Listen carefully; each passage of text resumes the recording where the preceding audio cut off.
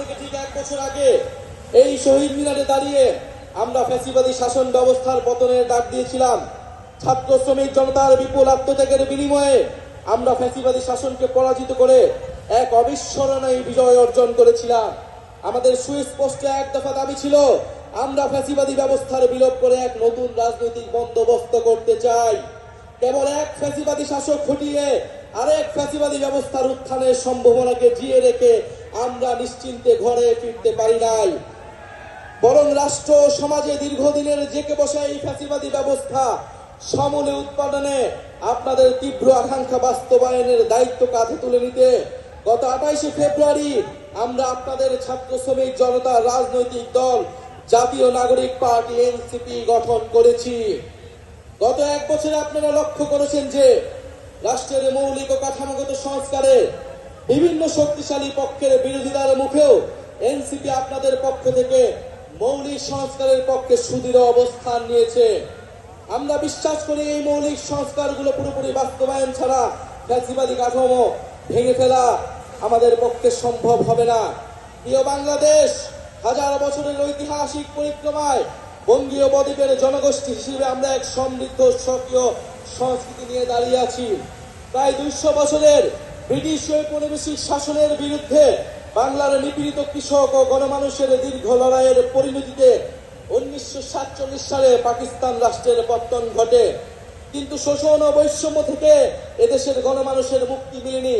ফলে পশ্চিম পাকিস্তানি শাসক গোষ্ঠীর বিরুদ্ধে 23 বছরের সংগ্রামের ধারাবাহিকতায় অর্থনৈতিক মুক্তি ও বৈষম্যহীন সমাজ প্রতিষ্ঠার আশায় 1971 সালে মহান মুক্তিযুদ্ধে লাখো শহীদের রক্তের বিনিময়ে আমাদের স্বাধীন বাংলাদেশ রাষ্ট্রের জন্ম হয়।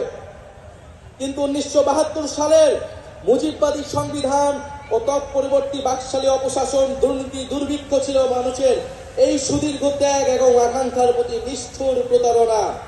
বাঙালি জাতীয়তাবাদের নামে জনগণের উপর চাপিয়ে দেওয়া হয়েছিল একটি একমুখী ও স্বেচ্ছাচারী মতবাদ। তারপরে রাষ্ট্র গঠনের নানা চড়াই উৎরাই পেরেও স্বাধীনতার 5 দশকেও একটি রাষ্ট্র আমরা তৈরি করতে পারিনি যা গণতন্ত্র, সাম্য, মানবিক মর্যাদা এবং সামাজিক ন্যায় বিচারে নিশ্চিত করে। বরং দেশে একটি নিষ্ঠুর ফ্যাসিবাদী শাসন ব্যবস্থা কায়েম হয়েছিল, যেখানে রাষ্ট্রীয় প্রতিষ্ঠানগুলোকে ক্ষমতাসীন দলের স্বার্থে বেপরোয়া ব্যবহার করে গণতন্ত্রকে ধ্বংস করা হয়েছে। বিরোধী মতের কণ্ঠরোধ, গুম, বিচার বহির্ভূত হত্যাকাণ্ড, সর্ববাসী দুর্নীতি, অর্থ পাচারকে রাষ্ট্রীয় সংস্কৃতিতে পরিণত করা হয়েছিল। জুলাই 2024 ছাত্র শ্রমিক জনতার বিপুল গণবিস্ফোরণ ছিল দীর্ঘদিনের পুঞ্জীবিত এই অপশাসনের বিরুদ্ধে পরিবর্তনের গণরায়। এই শহীদ মিনার থেকে আমরা ঘোষণা করেছিলাম ফ্যাসিবাদী ব্যবস্থা বিলোপের সেই ঐতিহাসিক এক দফা। এই ঐতিহাসিক এক দফা কোনো ব্যক্তির পক্ষ থেকে নয়, কোনো দলের পক্ষ থেকে নয়, কোনো সংগঠনের পক্ষ থেকে ঘোষণা করা হয় নাই। সেই দিন এক দফা ঘোষণা করা হয়েছিল বাংলাদেশের জনগণের পক্ষ থেকে, বাংলাদেশের অভ্যুত্থানকারী ছাত্র জনতার পক্ষ থেকে। ফলে এক দফার প্রকৃত ঘোষক হলেন বাংলাদেশের জনগণ, বাংলাদেশের অভ্যুত্থানকারী ছাত্র জনতা এবং আমাদের শহীদ ভাই ও বোনেরা। আমরা জুলাই পদযাত্রায় দেশের বিভিন্ন জায়গায় বলেছি, ফ্যাসিবাদী সরকারের পতন হয়েছে, বন্দোবস্তের বিলোপ আমরা ঘটাতে পারিনি। আজকে 1 বছর পরে এসে আমরা আমাদের সেই সীমাবদ্ধতার কথা, আমাদের ব্যর্থতার কথাও আপনাদেরকে বলতে এসেছি। আমরা পারিনি সেই পুরনো সংবিধানকে বাতিল করে একটি নতুন সংবিধান তৈরি করতে।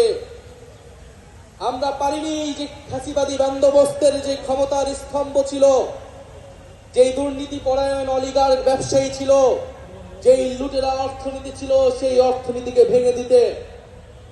আমরা পারি নাই যেই ফ্যাসিবাদী ব্যবস্থার যে সাংস্কৃতিক ভিত্তি ছিল, গণমাধ্যম থেকে শুরু করে বিভিন্ন জায়গায় যে স্বৈরাচারের দোসররা ছিল, তাদেরকে সম্পূর্ণভাবে পরাজিত করতে। আমরা পারি নাই সেনাবাহিনী সহ প্রশাসনকে জনগণের প্রতিষ্ঠান হিসেবে গড়ে তুলতে। আমরা আমাদের ব্যর্থতার কথা স্বীকার করেই আজকে আবার ওই শহীদ মিনারে সমাবেত হয়েছি, আমাদের ভবিষ্যৎ কর্মসূচি নির্ধারণ করতে, আমাদের ভবিষ্যৎ বাংলাদেশের জন্য শপথ নিতে। সংগ্রামী সাথী ও বন্ধুগণ, বিগত এক বছর আগে এক দফার ঘোষণায় আমাদের সাথে হয়তো অনেক পক্ষ ছিল, আজকে যারা নেই, আমরা আজকের দিনে তাদেরকে স্মরণ করছি।